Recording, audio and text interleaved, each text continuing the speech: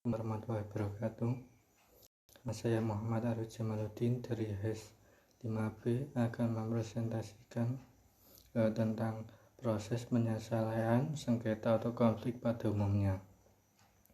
Penyelesaian sengketa konflik. Satu, pengertian sengketa menurut Kamus Besar Bahasa Indonesia adalah selanjutnya disebut. Pengertian sengketa adalah satu, sesuatu yang menyebabkan perbedaan pendapat, pertengkaran, perbantahan. 2. Pertikaian, perselisihan. 3. Perkara dalam pengadilan.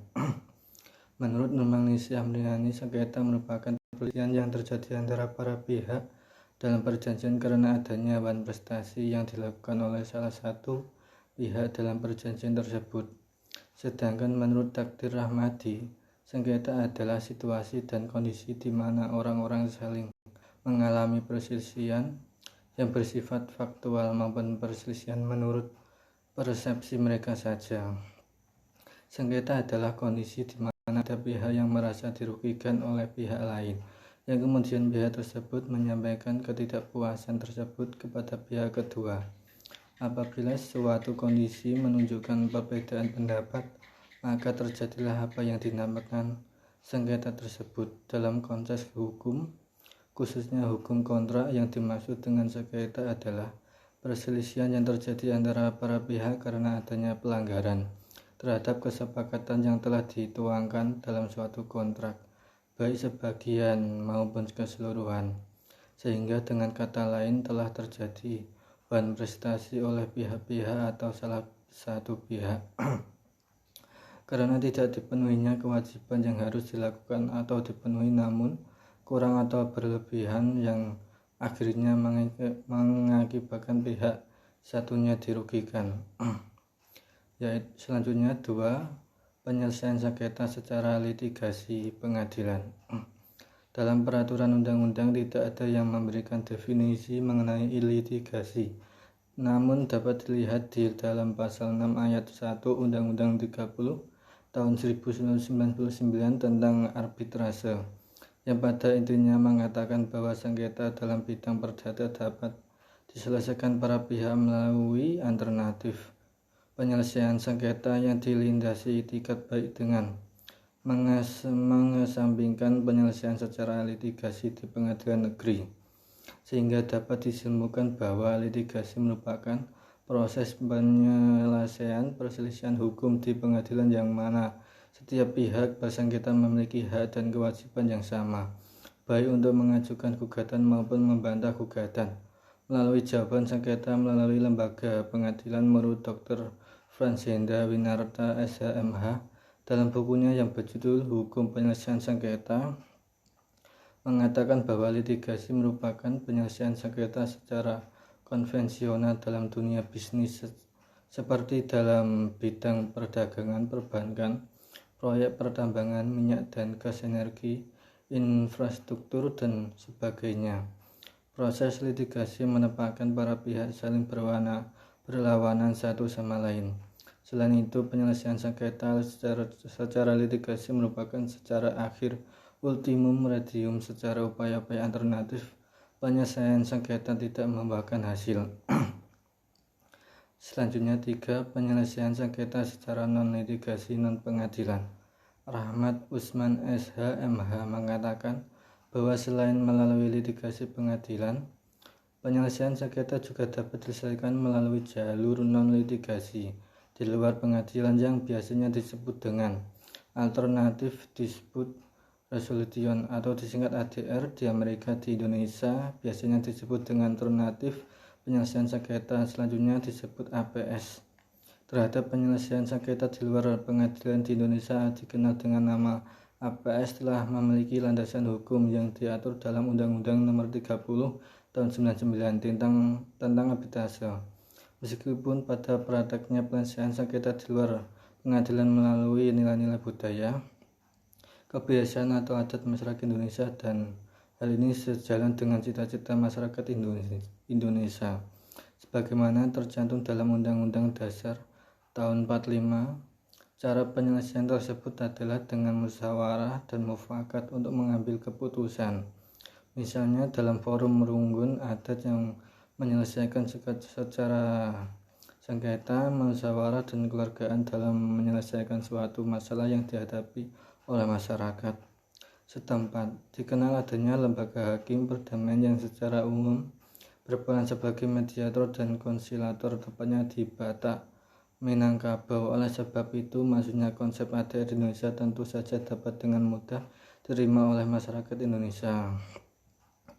Namun, dalam perkembangan dan pemberlakuan khususnya di Indonesia terdapat 6 APS diuraikan secara berikut.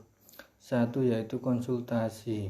Tidak ada suatu rumusan ataupun penjelasan yang diberikan dalam Undang-Undang 30 tahun 99 tentang pasar modal mengenai makna maupun pengertian konsultasi.